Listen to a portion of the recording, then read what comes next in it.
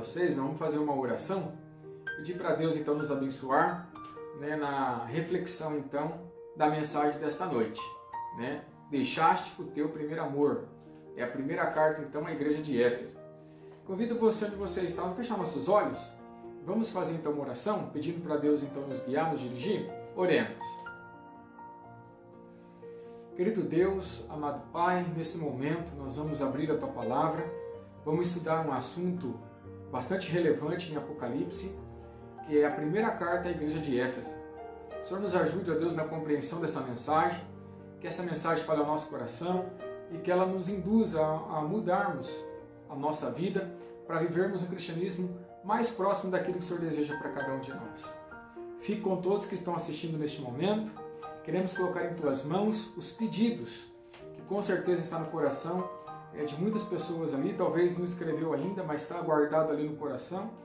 E eu tenho certeza que o Senhor sabe melhor que qualquer pessoa aquilo que cada um carrega dentro de si. Eu queremos colocar diante do Teu altar.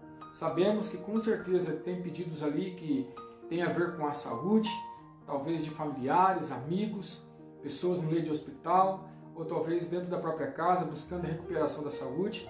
Infelizmente, quase todos os dias sabemos de irmãos que estão sendo infectados por esse vírus, o Covid-19. Te pedimos também por eles, também por todas as pessoas no mundo, Senhor, que têm enfrentado essa pandemia.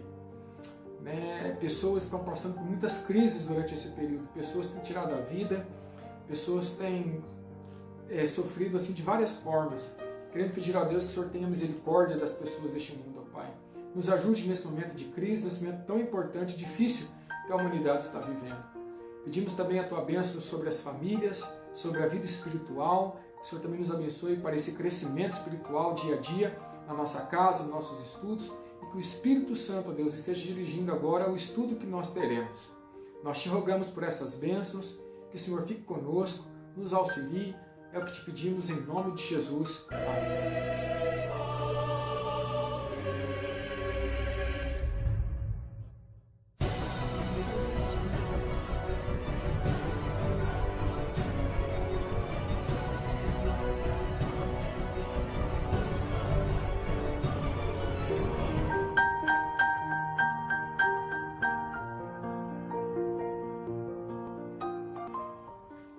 Queridos, então aí que Deus abençoe vocês. Acabamos de orar e nós vamos começar então a mensagem dessa noite. Deixaste teu primeiro amor. Então, mais uma vez, seja bem-vindo. Sinta-se bem, que essa mensagem possa falar ao coração de todos nós, né? E que essa mensagem nos conduza principalmente a ficar mais perto de Deus. Buscar uma vida espiritual mais alta, mais profunda, uma experiência mais significante com Deus. Esse que é o nosso objetivo, né? Com as mensagens que nós trazemos. Então, deixaste o teu primeiro amor. Então, você que está aí com a sua Bíblia, o texto é Apocalipse 2, verso 4. O texto diz assim, o texto principal é uma repreensão de Deus, na verdade. Tenho, porém, contra ti, que abandonaste o teu primeiro amor. Aqui é a igreja de Éfeso. Bom, as igrejas do Apocalipse, as cartas que foram enviadas às igrejas do Apocalipse, são 7 igrejas. Essas igrejas foram escolhidas para receber as cartas não de maneira aleatória. Não foi assim, né, brincando assim que foi escolhida aleatoriamente, casualmente, não. As suas escolhas foram de maneira precisa. Foram escolhidas de tal forma que cada uma dessas igrejas, vivendo sua própria experiência dentro do cristianismo, elas ali tornavam-se um exato referencial da igreja cristã para aquele período de tempo. Então a igreja de Éfeso lá na Ásia, as características dela representaria direitinho como seria a igreja apostólica.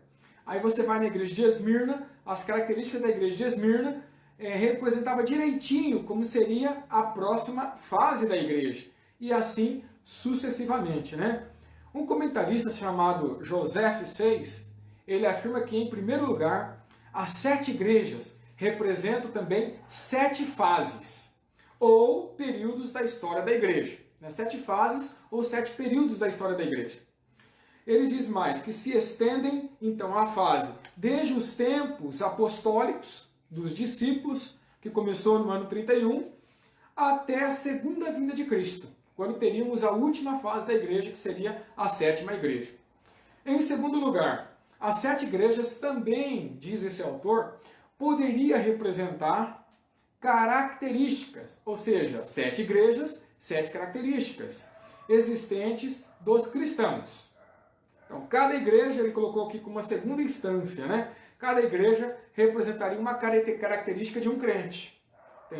Deu para entender mais ou menos o que ele está querendo dizer aqui? Então, representa as fases da igreja, mas em segunda instância, ele colocou algo que eu achei até curioso no estudo que a gente fez aqui. Poderia representar também característica de cristãos. Então, Éfeso simbolizaria a característica de um tipo de crente, Esmirna de outro tipo de crente, né? Pérgamo de outro tipo, e assim por diante, né?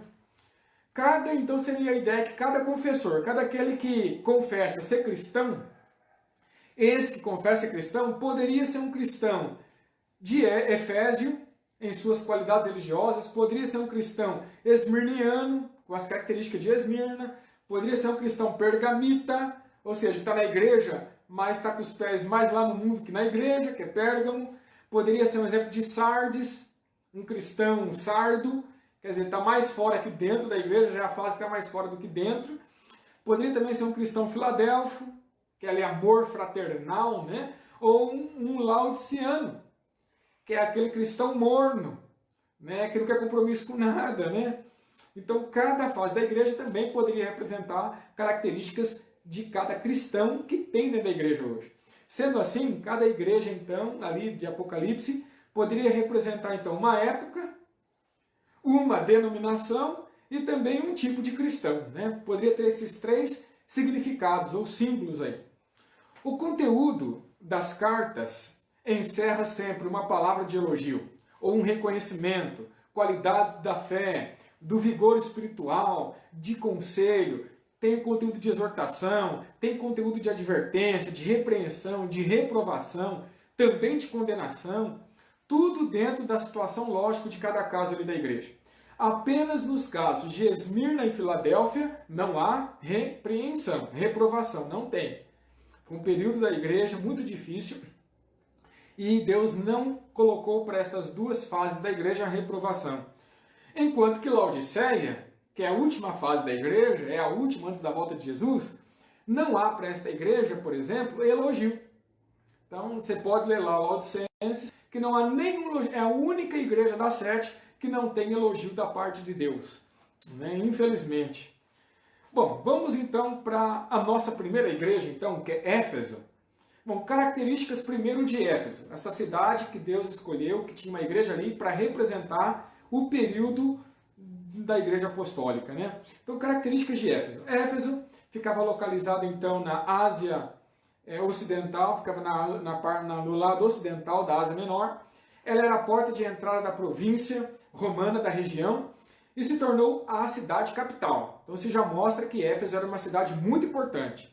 Ficava junto ao rio Caíster, um grande rio. Devido a isso, Éfeso tinha um grande porto, e várias embarcações de todo o Império Romano iam para lá, né, para fazer seus transportes, receber mercadoria, despachar mercadoria. E no tempo de João, quando ele escreveu o Apocalipse, Éfeso ainda vivia seus dias de glória, né, da grande cidade, e era considerada uma das mais importantes cidades, era a primeira das cidades. Todo mundo queria morar em Éfeso, né? Uma cidade que tinha comércio, tinha emprego, uma grande cidade, né? Tanto é que chegou a ser a capital do império.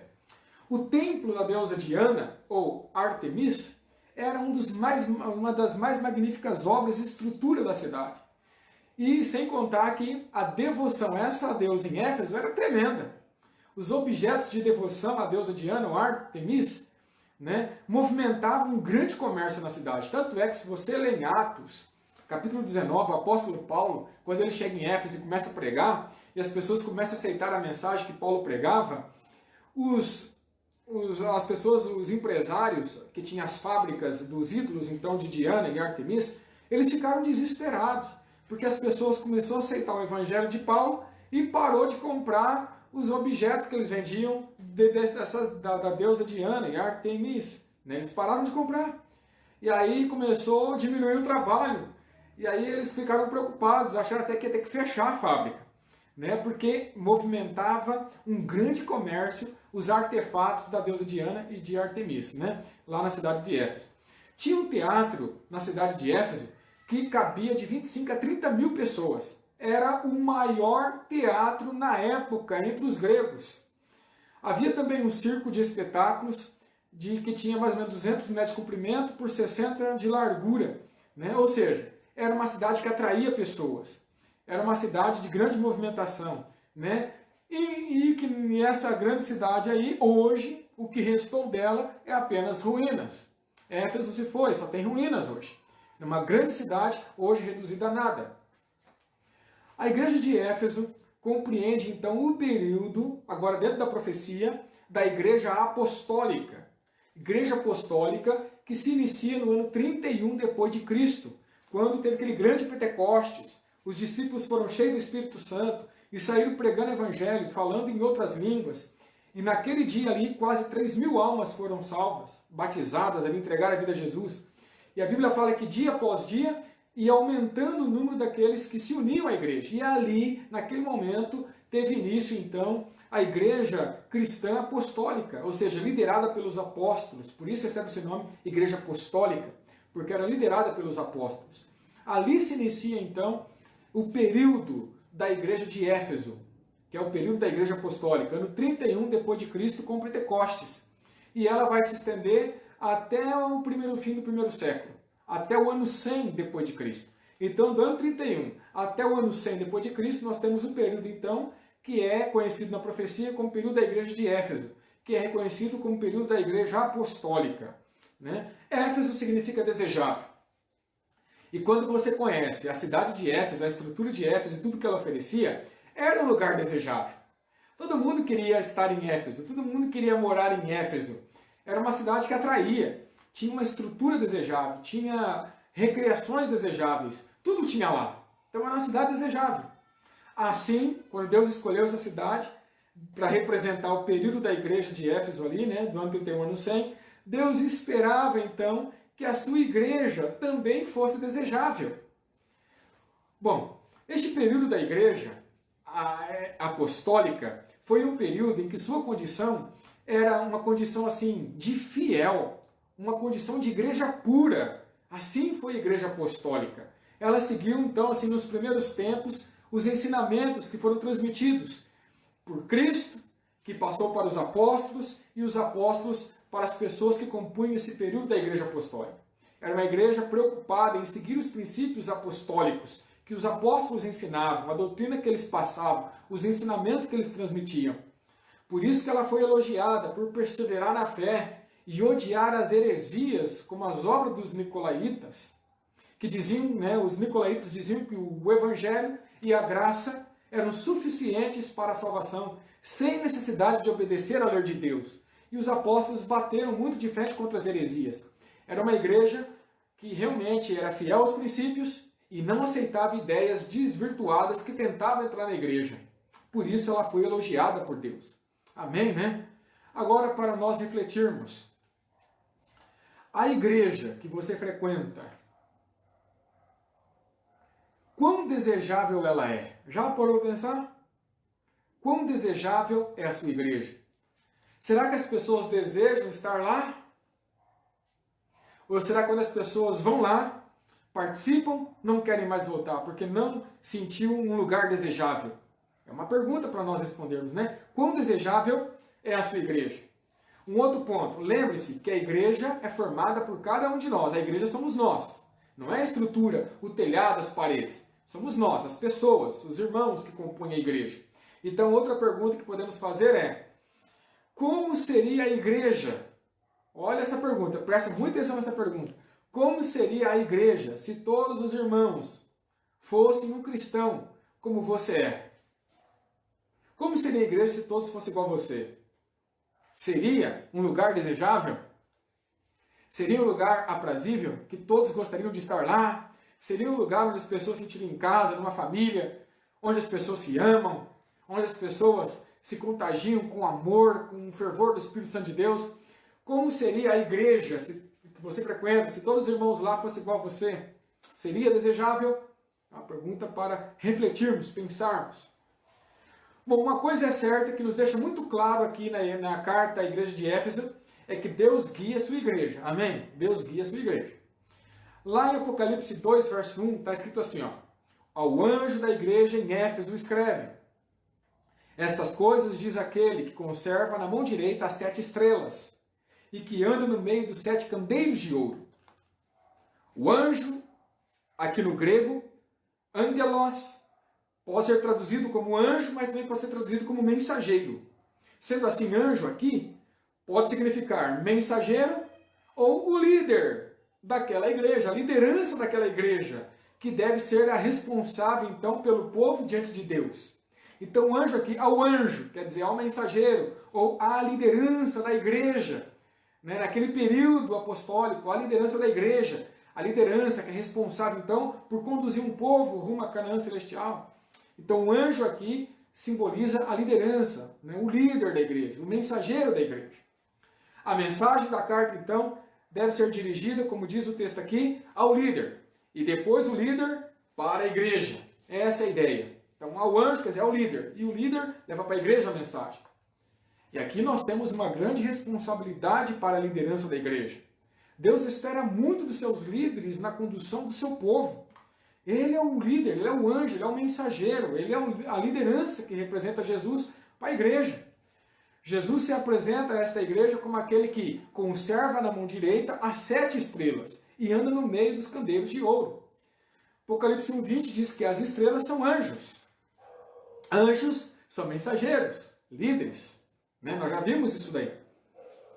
Então a mão direita aqui, poderíamos colocar que a mão direita é a mão da direção, é a mão da liderança, é a mão da guia.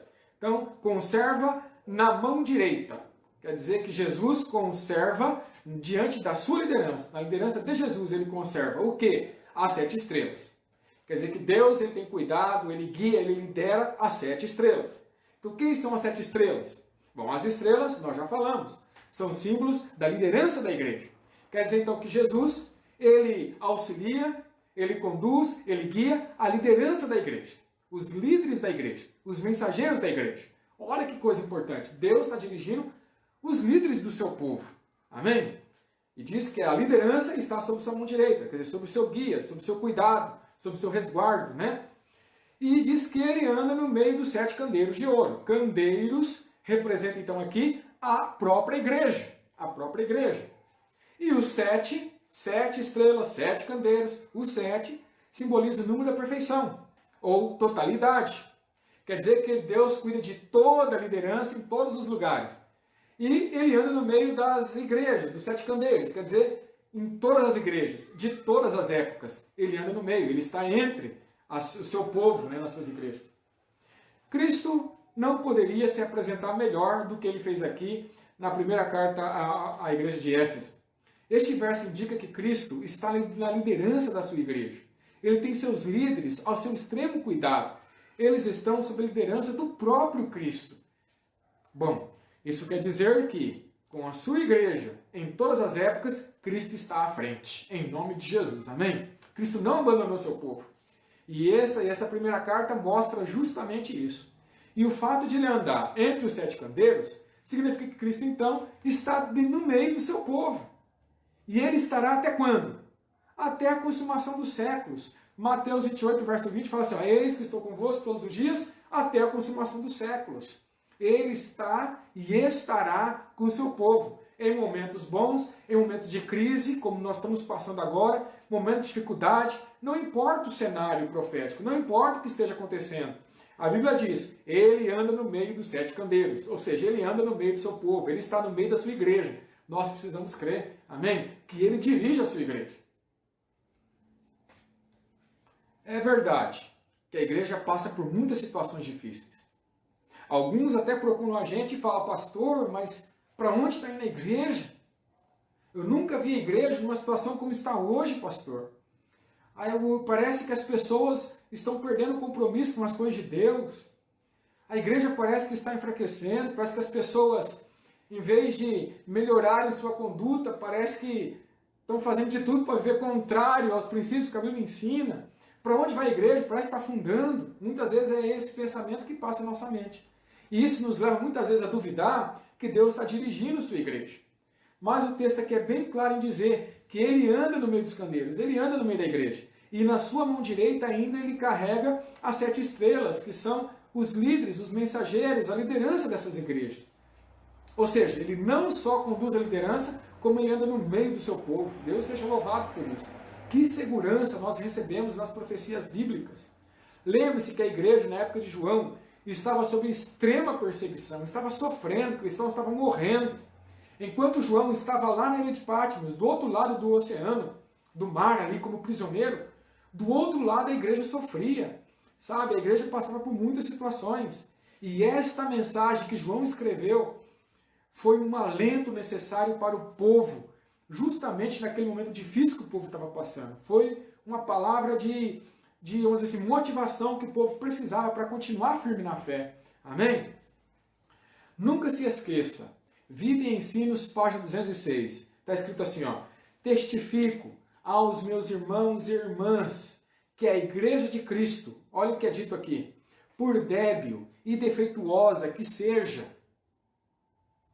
pode ser defeituosa, pode ser débil, que seja, diz, é o único objeto sobre a terra a que ele, Deus, confere sua suprema atenção. Nunca se esqueça disso.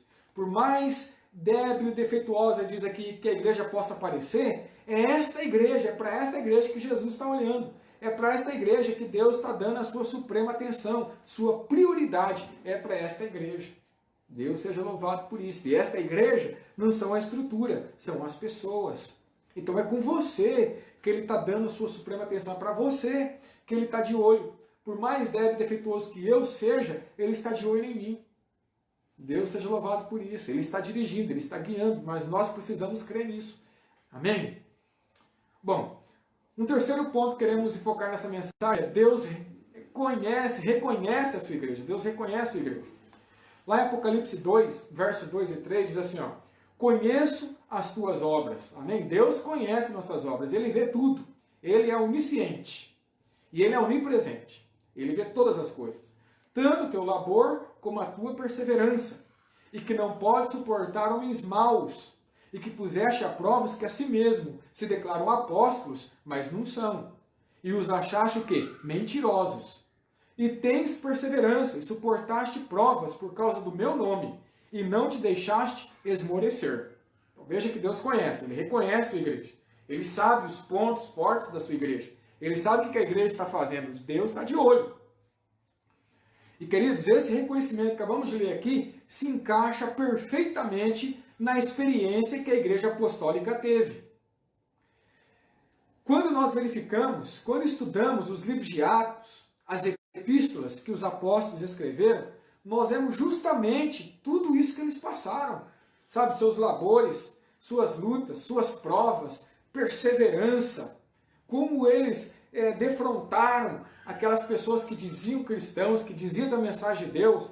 Nós vemos isso em Atos e nas epístolas. Está bem registrado ali. Quantas vezes, só para termos como exemplo, quantas vezes os discípulos foram pregar o Evangelho e porque foram pregar o Evangelho, pagaram com chibatadas, prisões e muitos outros sofrimentos que foram colocados a ele. Tudo porque decidiram pregar o Evangelho de Deus. Mas sabe o que é interessante nessas histórias? Por mais que eles sofressem, eles nunca desistiram de fazer a obra do Senhor. Amém? Nunca desistiram. Não importa o sofrimento, não importa a luta, a batalha que enfrentavam, eles nunca desistiram. Quanto mais penalizados eles eram, quanto mais oposição enfrentavam, mais disposição brotava neles para prosseguir com a missão que foi deixada por Cristo. Deus seja louvado pela disposição desses homens, amém? Graças à disposição deles é que hoje existe o cristianismo. Jesus não fundou o cristianismo. Jesus deixou somente as sementes com os seus discípulos, mas foram os discípulos que fundaram o cristianismo. E hoje o cristianismo, veja, ocupa praticamente 1/3 da população do mundo é cristã. Imaginou se eles estivessem desanimados, se eles tivessem desistidos? O que seria do cristianismo hoje? Eles realmente tinham obras, labores, perseveranças, e tudo estão registradas nas páginas da Bíblia. Lá, esses registros comprovam tudo isso que esses homens passaram. O texto diz, não podem suportar homens maus.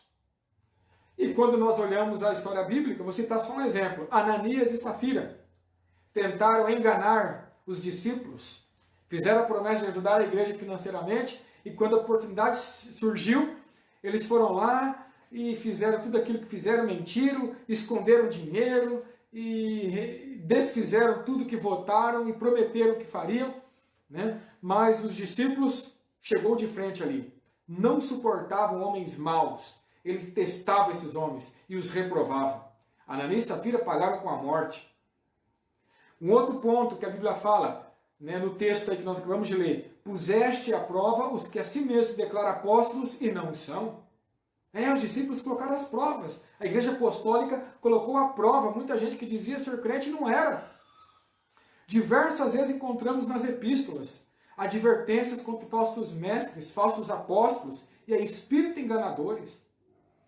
Paulo, inclusive, temia que depois que ele partisse, penetrasse no meio da igreja lobos devoradores, que não poupariam o rebanho. Está lá em Atos 20, verso 29. Quando lemos as epístolas aos Coríntios, que são 2 epístolas, vemos Paulo ali corrigindo heresias, ideias desvirtuadas que se levantavam dentro da igreja. E como se não bastasse ainda no combate a essas pessoas que declaravam ser cristãos e pregavam um monte de coisa errada, como se não bastasse ainda, Paulo advertiu que mesmo que um anjo descesse do céu pregando o evangelho além daquele que foi pregado para eles, que seja anátema, mentira, não acredite. Isso está lá em Gálatas capítulo 1, verso 8. Então, se tem uma coisa que a igreja apostólica fez, foi realmente bater de frente com as pessoas que diziam ser o que na verdade não era. Diziam ser cristãos e não eram. Só queriam espalhar heresias e mentiras. E eles chegavam de frente e batiam com essas pessoas. E não deixavam eles penetrarem no meio da igreja para espalhar ideias dissidentes heréticas. Bom, mas o texto continua dizendo: tens perseverança, suportaste provas por causa do meu nome e não te deixaste esmorecer. É um outro aspecto forte da igreja apostólica. Bom, quando lemos a tradição cristã, nós poderemos verificar que a maioria dos apóstolos, dos discípulos, foram mortos, né, por causa do evangelho. Se você olhar, por exemplo, Pedro, a tradição diz que Pedro foi crucificado de cabeça para baixo. Se você olhar, por exemplo, Tiago e Paulo, diz que foram decapitados. Inclusive, Tiago está na Bíblia, que foi decapitado. Se você olhar João, João foi jogado dentro do barril de óleo ardente. Deus o livrou. Não morreu disso, mas foi jogado para morrer. E se você, então, ler lá em Hebreus, capítulo 11, você vai ver uma galeria de pessoas que sofreram por causa do Evangelho. E ali você tem N situações que aconteceram. E N tipo de mortes. Pessoas cerradas ao meio, pessoas jogadas aos animais. E ali são muitas situações por causa do Evangelho. Tá aí. Mas por causa do nome de Jesus, essas pessoas enfrentaram. Por causa do nome de Deus, elas tiveram perseverança, suportaram as provas. E não esmoreceram, ficaram firmes. Amém? Deus seja louvado. Isso nós podemos aprender com a igreja de Éfeso também, com esta igreja na época apostólica. Uma igreja firme nos princípios, suportam as provas, tudo por causa do nome de Deus. Deus seja louvado por isso. Amém? Deus seja louvado por isso. Bom, não é à toa que este período da igreja é conhecido como o período da igreja pura de Deus. E em Apocalipse, mais para frente, aí você pode ver lá na Bíblia, esse período é representado o período dos 4 cavalos e o cavalo branco, que é a igreja pura, a igreja que vê o evangelho puro de Deus, né? Sem contaminações. E aqueles que traziam as contaminações eram defrontadas e afastadas, e a heresia era tirada do meio do povo. E assim o povo servia um evangelho puro, um evangelho não contaminado, e eram fiéis a eles. Mesmo que por causa disso tivessem que morrer, eles eram fiéis. Agora, para nós refletirmos um pouco, né? E nós hoje? Agora é para nós, no século 21. Eu tenho certeza que todos nós, de maneira diferente, mas todos nós, enfrentamos provas, labores, lutas, tentações. É ou não é? Todos nós enfrentamos. Acho que não tem exceção.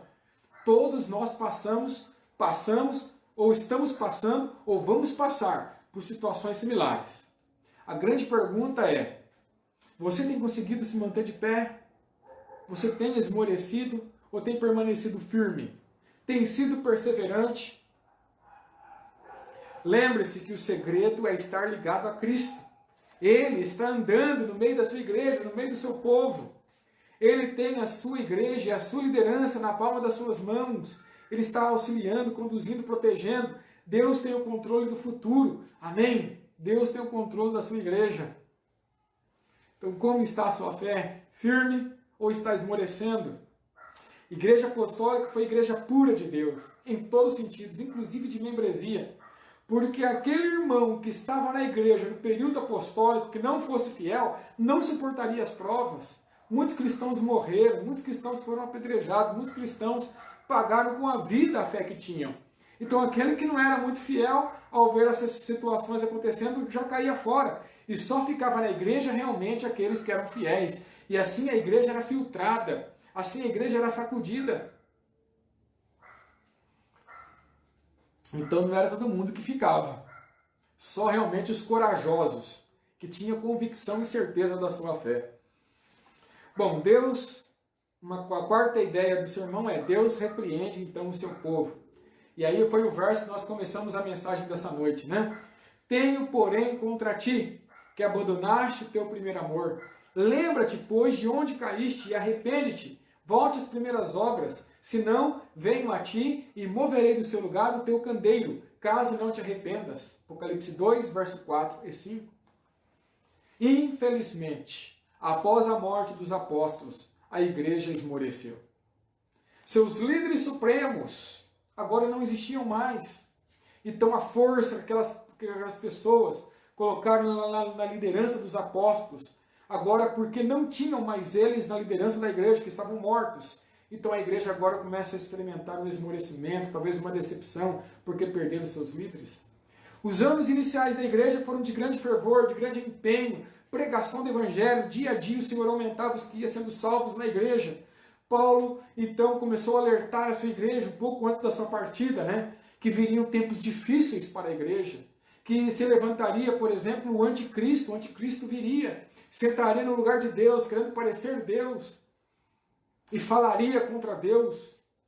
E segundo o apóstolo Paulo, ali na Epístola de Tessalonicenses, ele diz que o anticristo viria e que ele já operava, de maneira tímida, mas já operava o anticristo, só que ele aumentaria cada vez mais seu poder e influência, trazendo situações mais difíceis para o povo.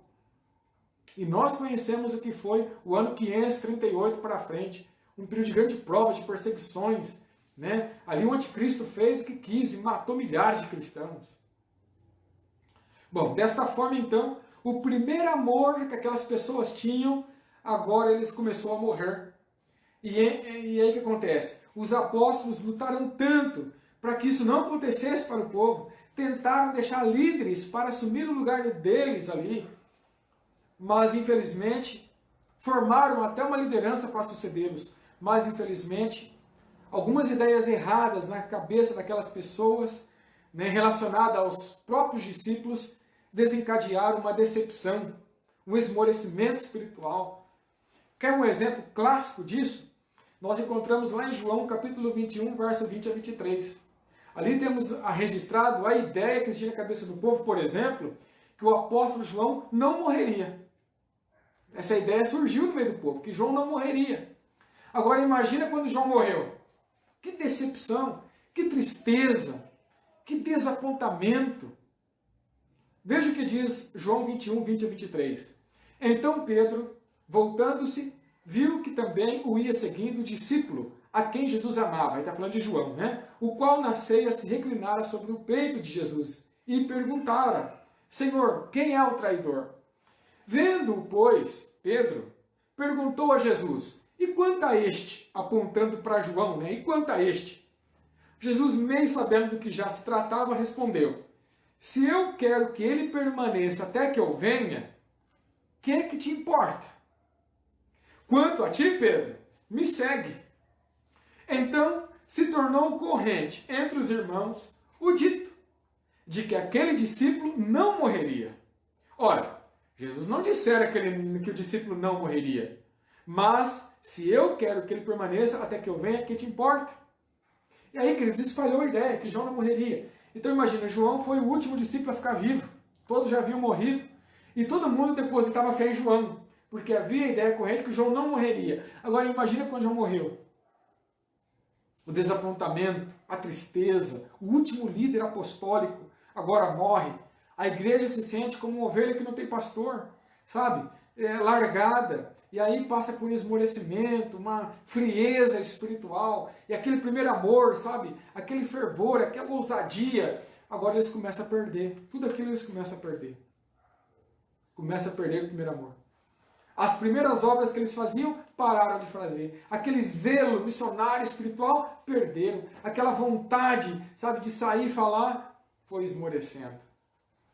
O fato é que a igreja deixou o seu primeiro amor. E diante disso, Cristo então faz um apelo, bem fervoroso a fim de salvá-los. Ele diz, lembra-te, pois, de onde caíste. É o apelo de Jesus. Lembra de onde você caiu. Lembra de onde caíste. Aqui é um convite que Jesus faz à sua igreja para refletir sobre suas ações.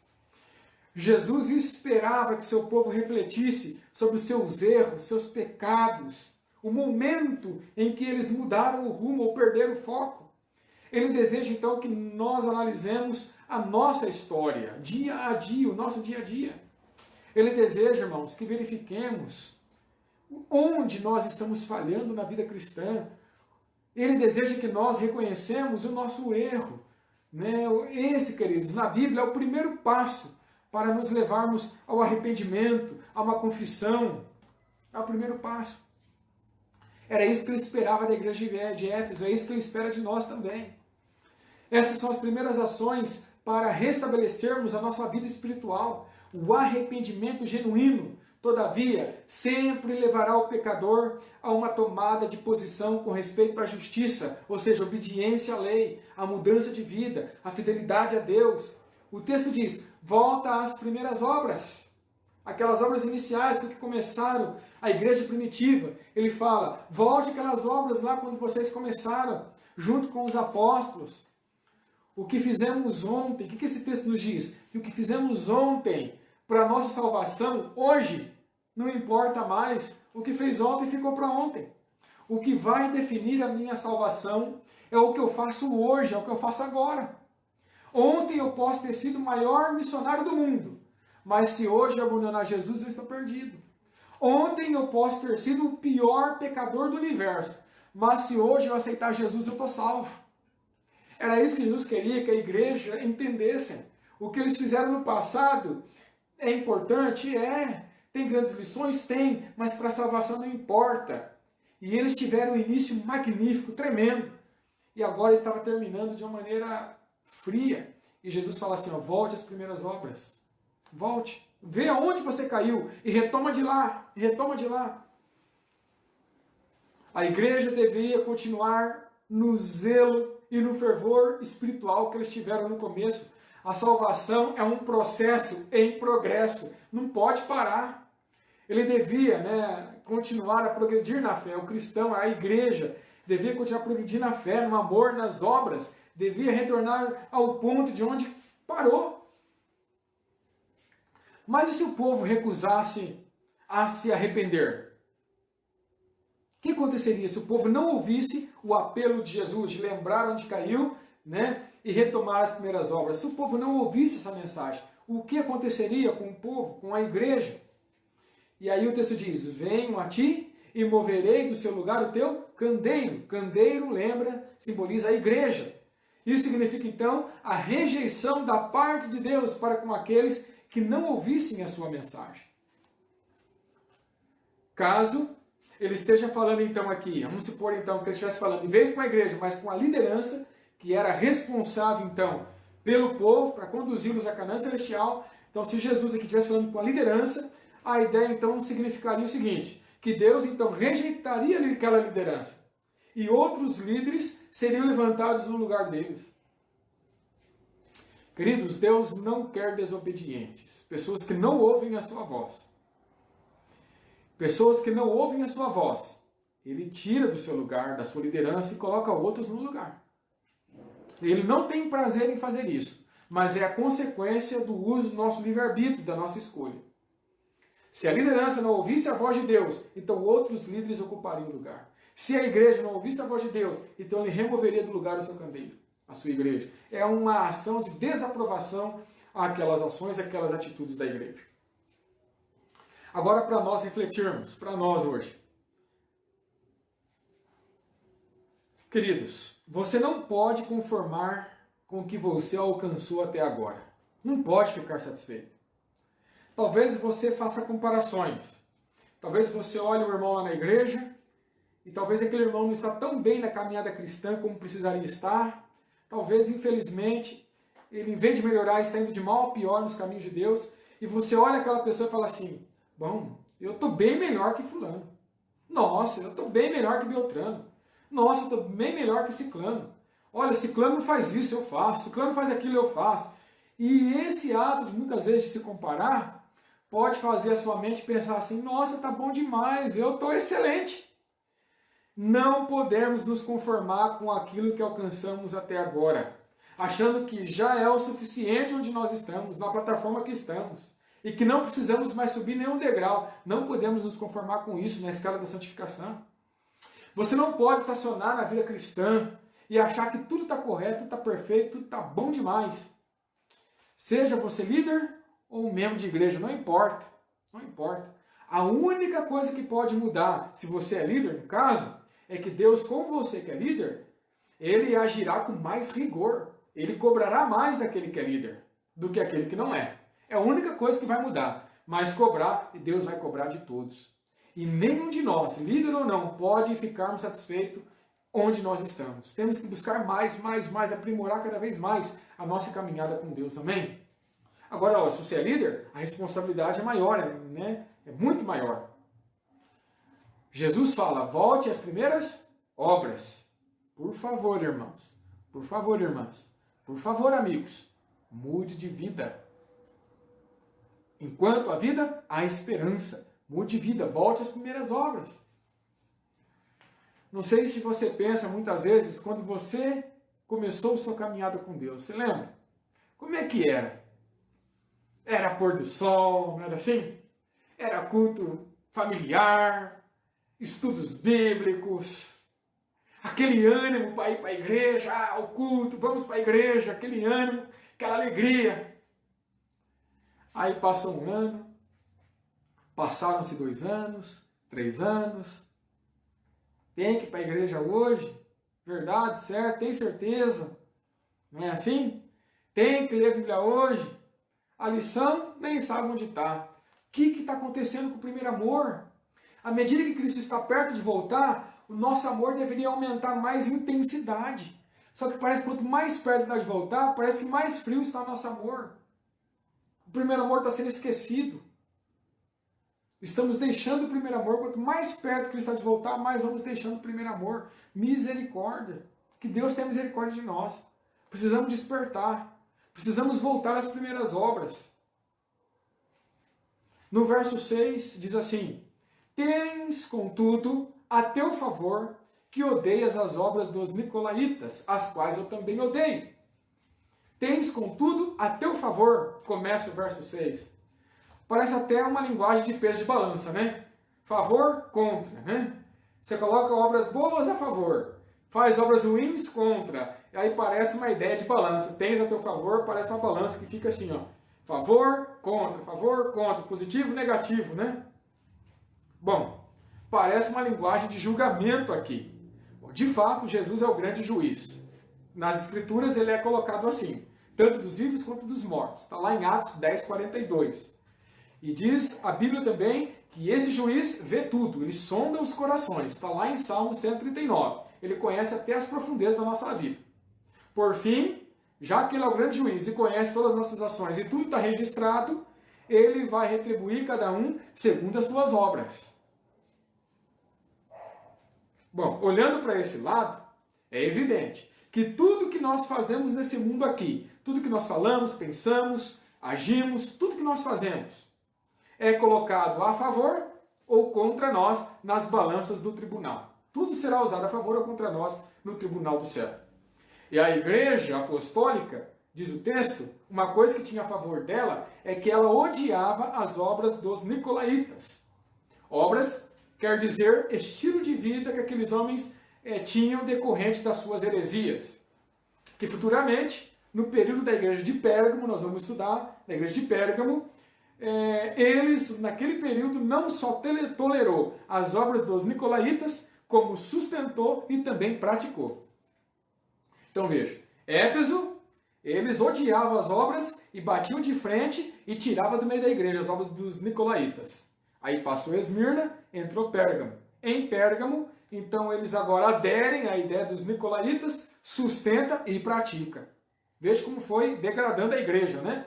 As épocas aí. Bom, quem eram os nicolaítas? Quem eram eles? Existem muitas ideias sobre quem eram os nicolaítas, mas a ideia mais aceita entre os teólogos sobre a sua identidade é que seria um grupo de dissidentes que foi formado de um dos 7 diáconos, que foram escolhidos, diáconos originais, porque foram os primeiros diáconos, né, que surgiram. Então, esse grupo de dissidentes teria surgido, então, lá de um dos diáconos originais de Atos, capítulo 6, verso 5. Lá tem o nome dele, chama-se Nicolau, daí o nome Nicolaítas. Há um forte testemunho patrístico. O que é um testemunho patrístico? O que é patrística? Patrística é o nome que se dá para falar para os pais da igreja. São aqueles primeiros homens que viveram mais próximo dos apóstolos. São chamados de pais da igreja.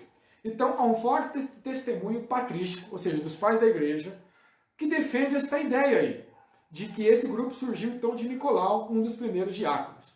E os pais que defendem essa ideia é Irineu, Hipólito e Eusébio. Eles defendem essa ideia aí. Bom, em resumo, eles seriam então esse grupo de dissidentes, surgiram então dos primeiros diáconos, preferencialmente de Nicolau. É um grupo de pessoas então que teria suas raízes no gnosticismo. O que eles pregavam? A liberdade total. E quando nós falamos em liberdade total, podemos usar uma outra palavra aqui, libertinagem. Né? Liberdade total da carne. Então, libertinagem. No que se baseava essa libertinagem, essa liberdade total da carne? No que se baseava? Bom, era mediante o conceito de superioridade do espírito sobre o corpo. Como que essa superioridade do espírito sobre o corpo era colocada? Simples. Que tudo que o corpo fazia, seja bom ou ruim, pecados, coisas horríveis, o que o corpo fazia, esses pecados cometidos pelo corpo, então não afetariam o espírito, e o espírito continuaria puro. Então o que a carne fazia, o que a matéria fazia, não afetava o espírito. Então eu podia fazer coisas horríveis com a matéria, com a carne, mas o espírito não era afetado por essas ações e ele permanecia puro. Portanto, o espírito seria salvo de qualquer jeito. Seria salvo o espírito. Mas a matéria que fez aquelas coisas ruins pereceria, mas o espírito seria salvo. Assim, o que o corpo fazia não contaminava o espírito.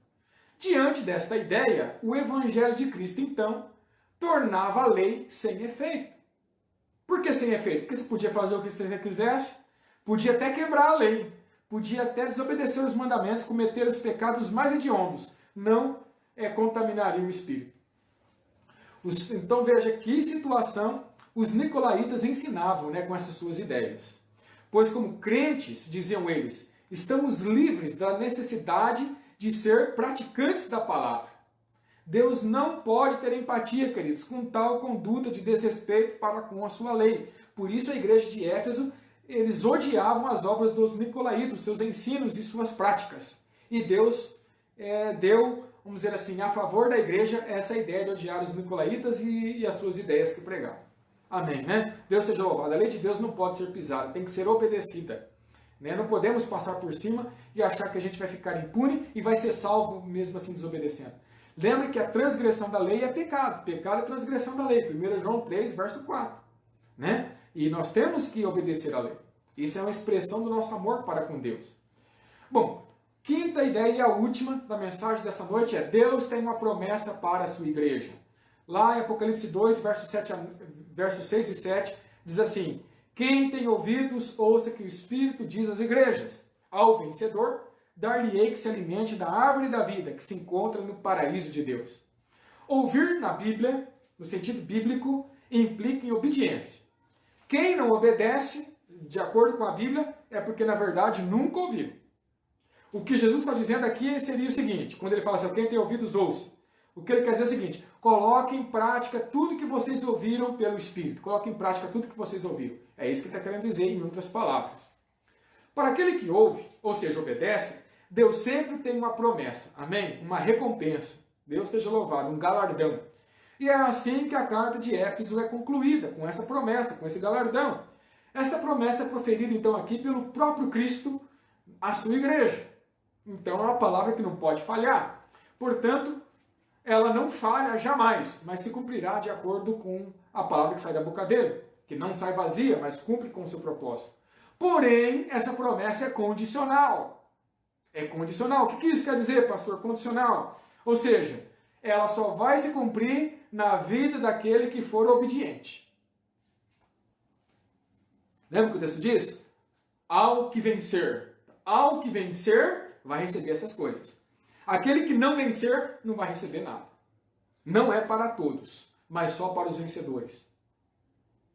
Quando Cristo diz, ao que vencer, quando ele exige que nós temos que vencer, quando ele exige a nossa vitória, queridos, é porque ele não vai deixar você lutando sozinho.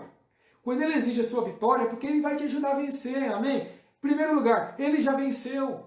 A vitória dele é a nossa. E ele vai estar junto conosco para que você vença também. Para você ser um vencedor. Deus seja louvado por isso. Ele está do nosso lado.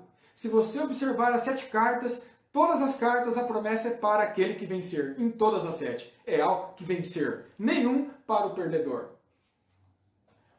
Sabe por que ele diz é feito para o vencedor? Porque só perderá a guerra aquele que quiser perder.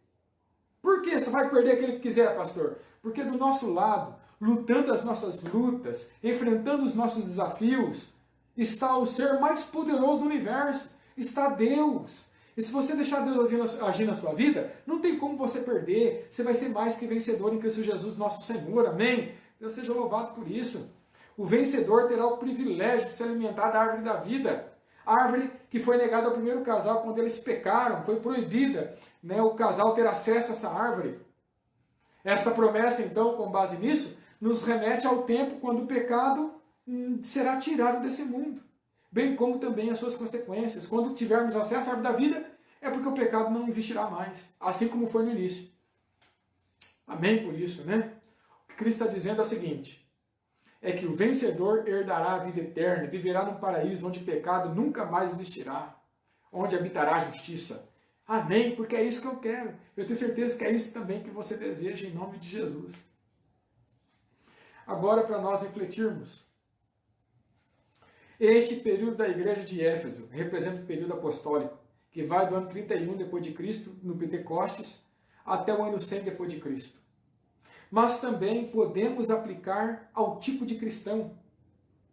Você é o tipo de cristão que começou a sua caminhada com Jesus com todo fervor, com todo amor profundo, sabe, pelas coisas de Deus, querendo fazer as coisas na igreja, querendo fazer as coisas fora da igreja, aquele amor pelas almas, aquela vontade de dar estudo bíblico, mas depois de um tempo perdeu este amor? Você é assim? Você é esse tipo de cristão que está vendo seu amor esfriar para com Deus, para as coisas espirituais? Talvez por uma situação na igreja, talvez por uma situação pessoal, ou por situações que a vida nos coloca. Como está seu amor para com Deus, para com a sua obra? Será que não é hora de pararmos e refletirmos? Onde caímos? Onde nos desanimamos? Sabe por quê? Tudo em nossa volta mostra que Jesus está voltando, amém? Está próximo de voltar. E não podemos continuar assim, queridos, parados, extasiados, desanimados muitas vezes.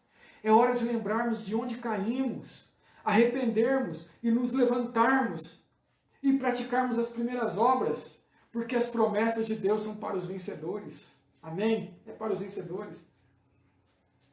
Eu quero perguntar para você nessa noite, você não gostaria de dizer para Deus hoje, Senhor, me ajude a levantar. Senhor, me ajude a voltar para o primeiro amor. Me ajude a lembrar onde eu caí. Me ajude a levantar, Senhor. Me ajude a voltar às primeiras obras. Faz de mim, Senhor, um vencedor pelo teu poder, porque eu quero receber a tua promessa na minha vida. Amém? É isso que você deseja. É isso que você quer para a sua vida hoje. Deus quer te ajudar. Amém? Mas você precisa lembrar de onde caiu. Você precisa se levantar, colocar força nesse seu ser aí, disposição, ousadia, e dizer para o Senhor, Senhor, eu quero ser mais que vencedor em Cristo. Me ajuda, por favor. Me dê ânimo, me dê motivação, me dê alegria da salvação. Esse é o seu desejo? É isso que você quer para a sua vida? Você quer ter aquele primeiro amor que a igreja apostólica teve no início? E se porventura você está deixando o amor, como aconteceu com a igreja apostólica no final, Jesus faz um apelo para você. Lembra de onde caíste. Volte às primeiras obras. Mas não espera muito tempo não, faça isso hoje. Em nome de Jesus, amém? Se é isso que você quer, se é esse o seu desejo, eu quero orar com você agora. Então aí onde você está, quero pedir para você fechar os seus olhos. Vamos falar com Deus. Oremos. Querido Deus, obrigado, Senhor, por essa mensagem que encontramos na igreja de Éfeso. Essa mensagem que, em primeira mão, tinha que ver com a igreja apostólica, naquele período de 31 até o ano 100. Mas aquelas lições espirituais servem para nós hoje também. Porque não importa a fase da igreja, em todas as fases há um pouquinho de cada uma delas.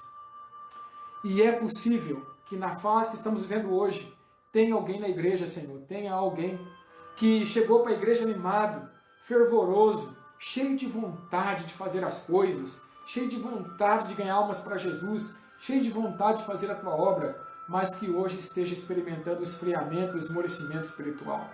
Pedimos, Senhor, tenha misericórdia, que a tua graça nos alcance, perdoe os nossos pecados e nos ajude, Senhor, a voltarmos ao primeiro amor, nos ajude a voltarmos à prática das primeiras obras.